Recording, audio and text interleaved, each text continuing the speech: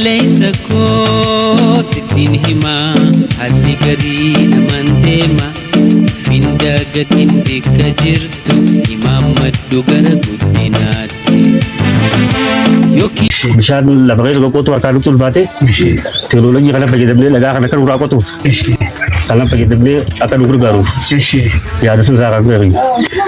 Way cabaarraa walitti hojii dalagaa keessa jiraachuu. yookiin hojjedhu yookiin baradhu lameen irra. Fageenya meetira meeqa qotuu danda'a? 60-70 dandeenya yoo ilkaan itti dhufe. Bishaaniin qota waan ta'eef bishaan akka qeelootti itti naqamee humna dhakaasan bishaan akka saabunaa jalaa yaasa.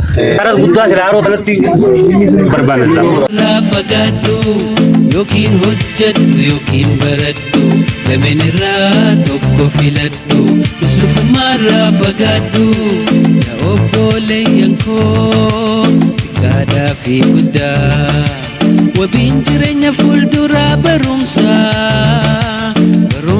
dhabuun qalbii kaara doomsaay fira lagachisee diinaaf si bobbaasaay fidda gatinaa barnootaa jabeessaay.